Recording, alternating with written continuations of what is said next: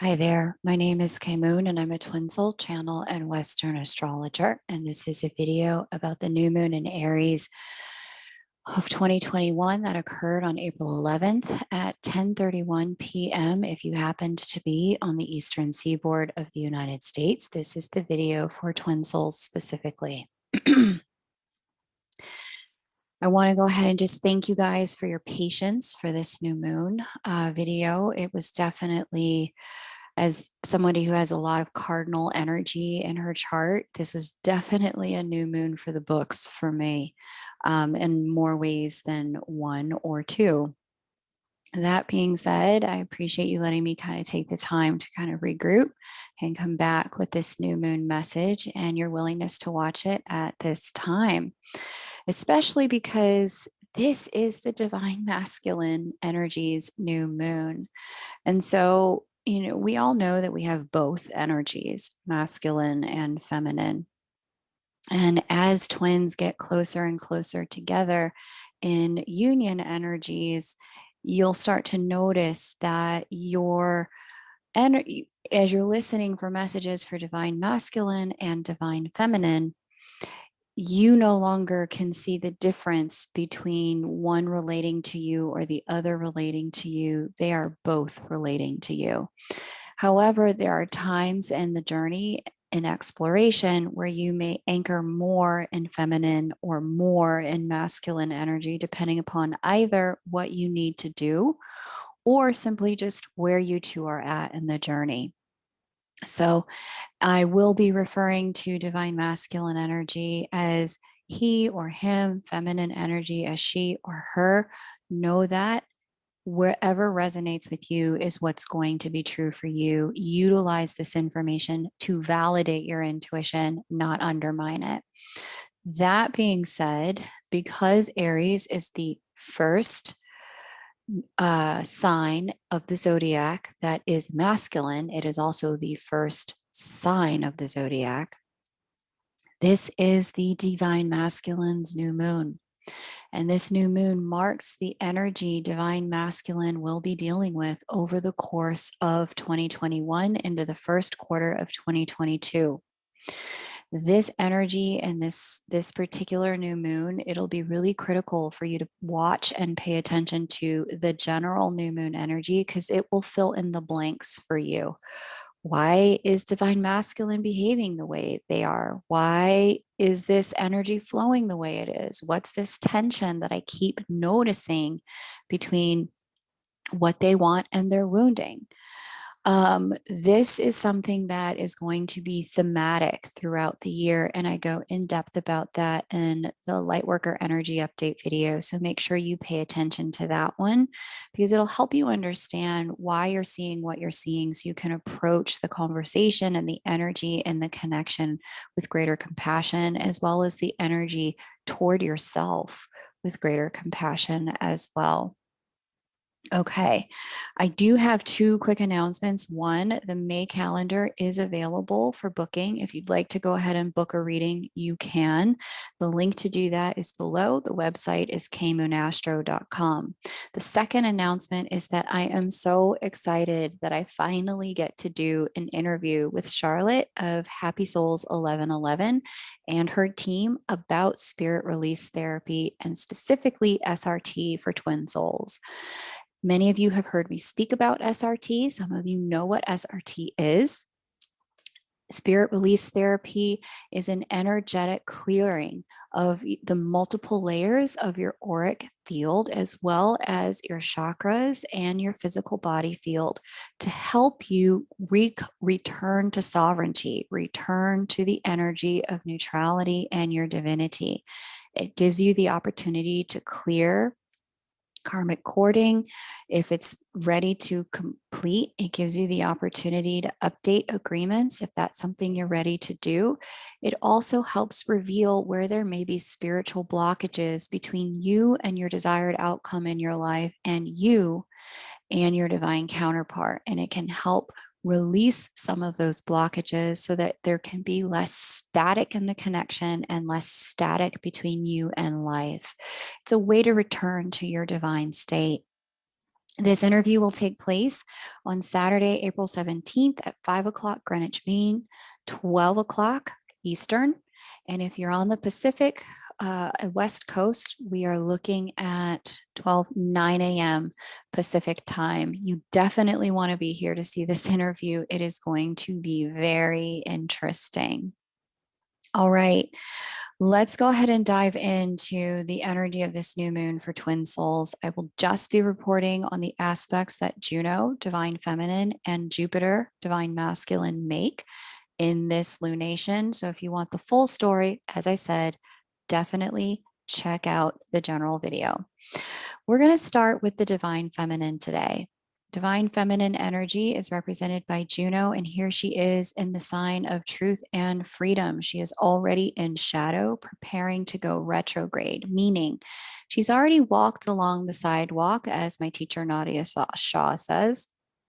She's walked along the sidewalk that she will be on before she stops and turns around and heads back in the opposite direction. Because she's already walked around along the sidewalk, some of the themes for the first 3 months of this year are themes that will be revisited in the next 3 months of this year. As we are moving toward the retrograde point in the next couple of months here, when Juno goes retrograde, one of the things that can be experienced in divine counterpart connections is that some of the glue that holds the thing together can recede. It can start to pull back. And for many divine feminines, when Juno goes retrograde, interest at times in the connection can wane. There can be a lack of interest, frustration about its place, but in particular, because this year she's sitting in the sign of light work and in the sign of truth and in the sign of faith and freedom. One of the struggles the divine feminine will face this year when she prepares to go retrograde, that can already be felt now, is a loss of faith. A loss of faith in the connection, a loss of faith in self, and a loss of faith in the divine. One of my very good friends is always telling me that she got schooled on faith ages ago because there were several key moments in my own divine counterpart connection where my faith got deeply broken. I felt like God had abandoned me. I felt like life had abandoned me. And I wondered if God even knew my name. And she pulled me up short. She said, Kay, I need you to understand that faith is not a feeling. Faith is a muscle, and we exercise it with choice. And this is what I want to impart to each of you before we move into this particular retrograde season. With faith being a muscle that is exercised with choice, it is a choice to do things that see you to the outcome you want to achieve and experience, whether you feel like it or not, whether you believe it or not. And one of the things that I did when I was in a particularly faithless place around my own connection, my own divinity, my connection with the divine, one of the things I did was I actually started picking up a lot more SRT, spirit release therapy work, because it helped clear the static between me and my connection to my divinity. And what also did the same for my counterpart when I did spirit release therapy on the connection itself. And that was huge. It was significant. When my counterpart and I spoke, I said, look, I did this thing, I got this clearing. One of the things they noticed was the way that they had a particular blockage around the throat chakra that definitively cleared up right at the same time the SRT happened. And because Sagittarius is all about the spiritual world, it's about our faith, it's about religion, it's about taking those steps to act in faith. And it's also about freedom and it's about truth. One of the most powerful things you can do is to exercise that muscle of faith even after the divine feminine goes retrograde, even when you don't feel like anything's happening, even when you don't feel like being in a place of faith, utilize the muscle because in trust that the outcome that you're working toward is an outcome that will reveal itself in divine time. And it's one of the key things I want to stress for divine feminine, because this energy is going to be with her throughout the year. And one of the things that's going to be really critical when she goes retrograde is to not throw your divinity or your journey away, not to throw those parts of yourself that you've gained in this journey away. Because these parts of you, even though they may not have revealed themselves in full fruition in terms of what you've been faithful about and faithful for, whether that be in your light work, in your connection, in your journey with God, even though those things may not have revealed themselves in the flesh, in the third dimension, the one thing you don't want to do is throw away everything you've worked toward and everything you've built at this time simply because it hasn't. This is instead the opportunity and the moment to say, okay, God, I did my part and I've left you all of this space. Now you show me what it is that you can do when I take my hands off of the steering wheel. And this has been a continuing theme for the divine feminine energy, and I've spoken about it at length in preceding videos. Neptune squaring the divine feminine is asking her to let go of control. It's challenging her faith by adding a degree of haziness and fogginess to the connection and to her walk in terms of where she's going. It's cloaking her ability to see things clearly for what they are. But that's why it's important to understand that faith is not a feeling. Faith is a muscle, and you exercise it with choice, whether you feel like it or not. And this is the thing that people who change their physical body, if we were to put this in 3D material terms, truly understand. You see people who have been on tremendous weight loss journeys or healing journeys. There were days where they didn't feel like eating the right foods, when they didn't feel like going to the gym, where they didn't feel like anything they were doing was working. But with the muscle of faith, they kept going. They trusted that what they were doing would yield in time, and it does. And so, even though Neptune squaring divine feminine is cloaking her vision from being able to direct, guide, and steer to this in clear ways at this time, what's not going to be missing is her capacity to exercise that muscle of faith. All right. All right, so that's that. Neptune, one of the other shadow energies I've talked about here in other videos with Neptune for divine feminine to watch out for, especially as she goes retrograde, is a willingness to yield to self-deception about yourself, about the connection, about the divine, to believe in falsehoods about yourself, your connection, and the divine, and a willingness to participate in deception inside of your connection, either by lying about how you feel about your person, lying to yourself or to other people, lying by, omitting information. Oh, no, I'm not the divine feminine. I'm just, Sally Joe, regular schmo. No, you're not that. You have a divine light inside of you and a gift to carry and share to the world. Don't hide it. And there can be a willingness at this time to throw it all away, to believe it meant nothing, to believe you don't mean anything, that your place in the collective is not critical. It is. So, what you want to do is utilize faith as a muscle at this time. That's how to work with this energy. Okay. Next, and then to pull the energy of control back. And the reason for this is because here's Mars opposing the divine feminine at this new moon. Mars represents two things when we're reading for twin souls. It represents the mundane masculine energy. It represents the energy of, let's just say, the soulmate or the masculine who is not the divine masculine.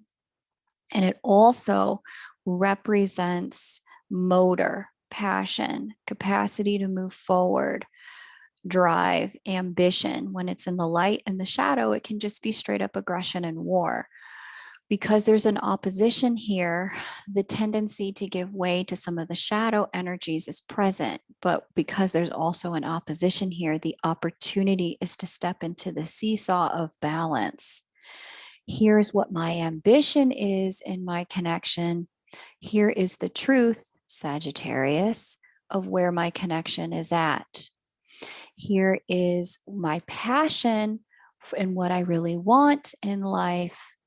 Here is the truth of where things stand.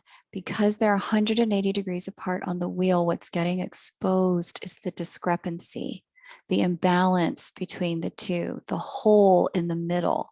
And this gaping hole in the middle, what you have the opportunity to find for yourself is the steps. What are going to be the steps in order to be able to get there? Now, I didn't mention this in the general video, but I want to go ahead and mention it here. There's almost a T-square here between Mars, Juno, and Neptune. And T-squares can bring forth a lot of tension. It can feel a little bit like deer in headlights. I don't know which way to go. My faith is dissolving. My ambition is still intact, but my connection is nowhere where I need it to be. Crap, what do I do? With T-square energies, what's really critical in order to work the energy is to include the sign conspicuous in its omission, the one that's not mentioned. This T-square is lining up on the mutable signs. Mutability is about flexibility. It's about change from one thing to another, alchemy. Conspicuous in its omission is Virgo. The Virgoan energy is about discernment and dedication. It's also about decision making. And what's going to be really important in order to balance this energy is to have discernment about what you're being shown in your connection. Because what you're seeing about where things are likely will not match your ambition for where things want to be. Using Virgoan energy when things are hazy with Neptune is going to allow you to see what the steps are, because Virgo maps out steps. Virgo plans. Virgo has discernment about which step first. Utilize your inner Virgoan energy to understand, okay, I want to be over there, but I'm actually over here. Leverage Virgoan energy to map the steps. If you want to have a look at any of this, where the blind spot and the gaps are inside of your connection, feel free to book a reading with me. The reading calendar is open and we can have a look at this for yourself. I want to be very clear that the answers will not be in the chart, but the blind spot will be and where the work will be. So if I will be making recommendations of where you can go to do the work. So that you don't have to stay in this place of pain with it. And this is why I curate on my channel people like Charlotte, and recommend people like Thais Gibson. I recommend Lee and Sherry. I recommend Sandra and Alan. I recommend Todd and Morgan. Like all of these people I bring together because this is a giant newspaper, but the solutions are actually in the offices of people who do the work. Okay, let's roll forward. We still have this sextile to Jupiter, which I am loving. I'm getting reports from a lot of my clients that even though this union window between divine feminine and divine masculine may not necessarily seem like, okay, we're coming together in some sort of material world union. What is happening that a lot of people can't see is an energetic march and lockstep between the counterparts. And this is giving way to spiritual union. And I've been getting a lot of downloads about spiritual union and what that process is and looks like. And I'm starting to put together a team, or at least one other person. It's probably going to be Charlotte, and we'll joint channel on how to understand spiritual union and what's going on. It's a very interesting place, the spiritual union energy, because what's happening if you're experiencing spiritual union is that even though nothing may be happening in the material world inside of your connection, there is a heightened experience of mirroring between you and counterpart at this time that is going to allow you to see yourself and what you are stuck, where you are stuck, and what you can do to get unstuck and in unparalleled ways. So, for example, if you're noticing in counterpart, there's just so much complacency. Guess what? There's also complacency somewhere over here with self. If you're noticing in counterpart that there's a lot of denial, there's also denial over here with self. And it may not be in the place that you think it is. If counterpart has addiction, maybe to drugs or alcohol or substance, you may have an addiction to thinking, overthinking, and overwork. So it may not be a one-to-one mirror, but the mirrors are always there. If it's happening over there, it's happening over here.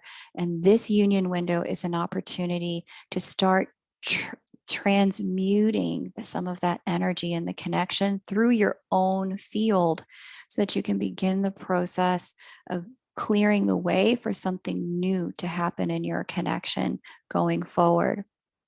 Okay, so that's a little bit about spiritual union energy. I'll be talking more about that in a video forthcoming. Very excited about that. But as I also mentioned, this is a great time to get clearing work. If you're in a place of kind of recognizing, here are the gaps, there's not much I can do, get a clearing. Just update the energy between you and counterpart, and it'll help move things forward and shake things loose. So that's what's going on with the divine feminine during this particular new moon. I'm going to go ahead and pause here, and I'm going to insert just a quick video that is a commercial. It helps so much when you guys are willing to watch those, and I want to thank you in advance for doing so. Right after this, we're going to talk about the energy for divine masculine.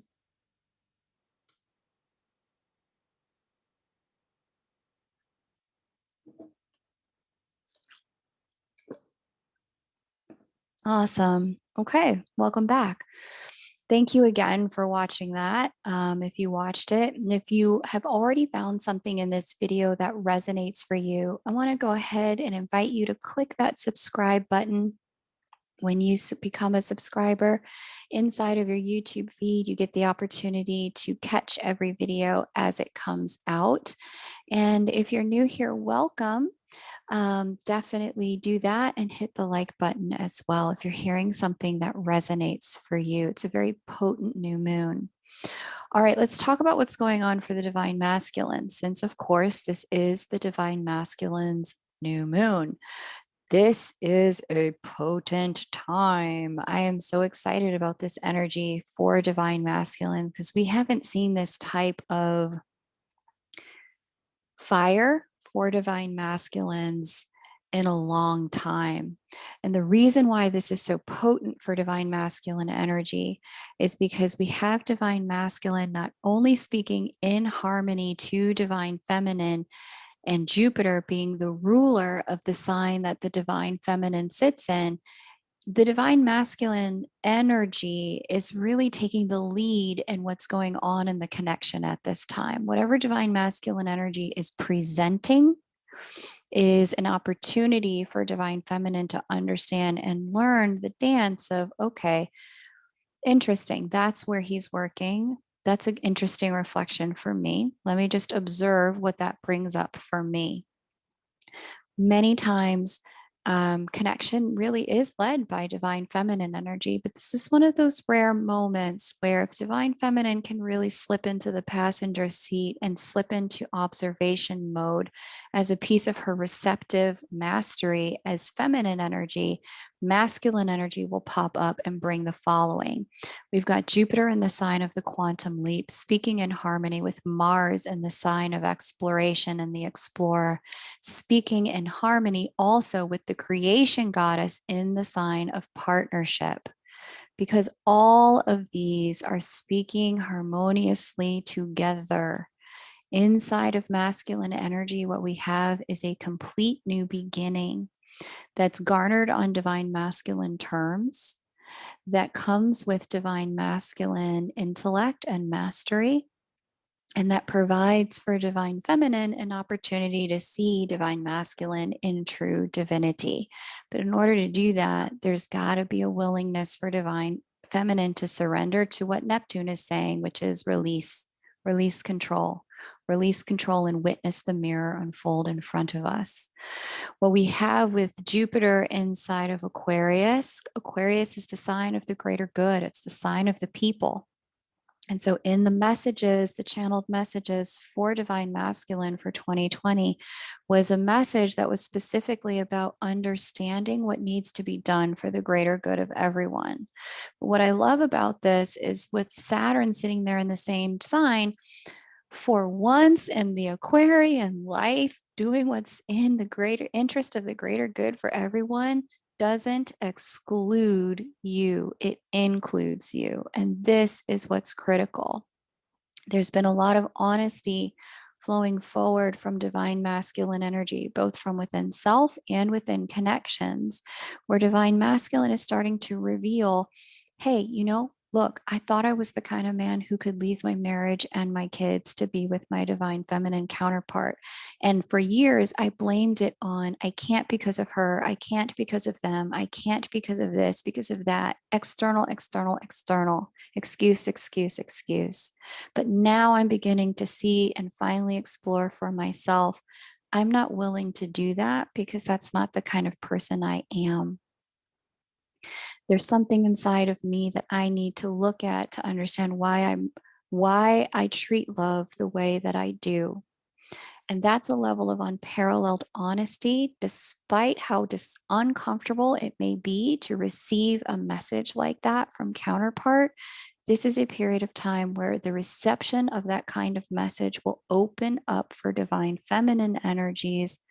Okay, well, then who am I in the name of love? What am I willing to stand for? Who am I when I watch my counterpart face their shadow with honesty? Who am I when that shows up for me?